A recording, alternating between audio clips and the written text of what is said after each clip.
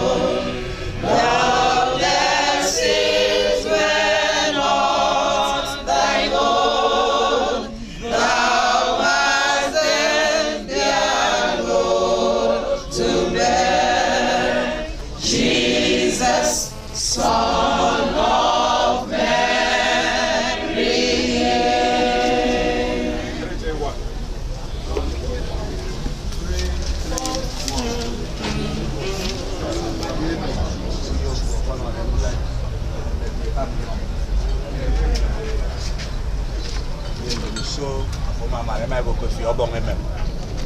So you're not born for the two form. Can you then in a boy, you're not born to a drop woman, you could see.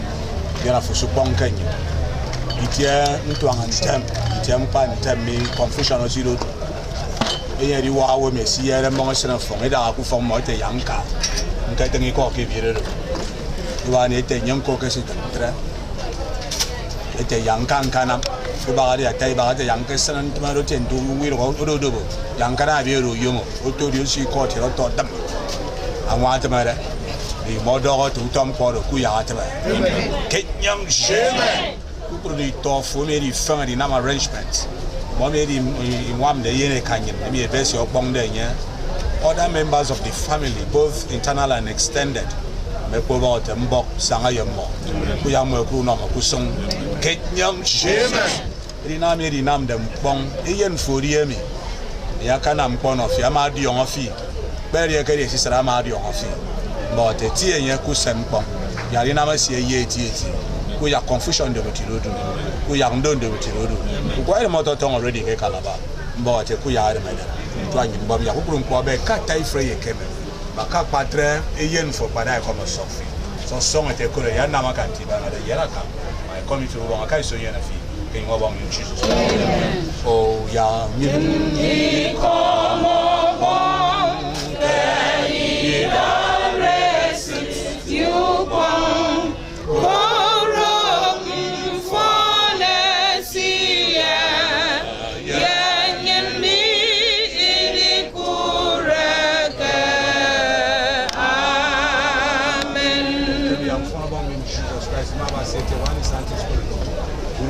To Christ or Amen. Rika, my sister, what will we take?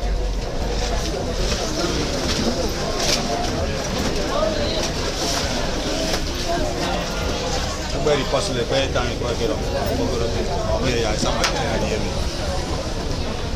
you buy a car, junior. Sorry, sir. So yeah, he has a word to say to us. Praise the Lord. Hallelujah. But it's in the meeting. Wow, remember?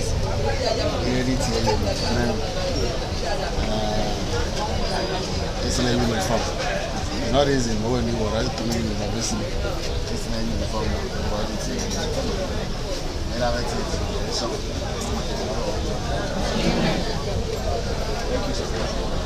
Thank you. Are you ready? Yeah.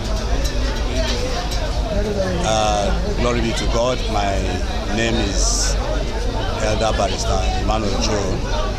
I'm the Choir Master General of the Field Cathedral Choir of the Mount Zion Lighthouse Full Gospel Church. We came here to condole with one of our members whose husband is late now. We want to thank God for a life well lived in the sense that when he was alive, he acknowledged God, he served God, he did the little he could to serve God. And on his death also, he died in the Lord. And the Bible makes it very clear that all those who die in the Lord shall rest from their labors. And we want to believe by faith that since he stayed on to serve the Lord and die in the Lord, he will be spared his labor and will remain in peace in God's bosom. I want to thank God for the family who have remained united over time, even up to this moment. In most families, when the senior departs, the junior ones causing confusion here and there. And since I came here, I've not seen any sign of misunderstanding. Everything has been working peacefully, and we thank God for that. We want to commit all members of this family into God's hands, even as we condole with them. The immediate and extended members of the family, we condole with them. We pray God to grant them the fortitude to bear the loss, while we also pray for the soul of the departed to enjoy eternity with the Lord. We are grateful to be here, grateful to God for clement weather, and we believe that all the activities will come to an end very peacefully in Jesus' mighty name.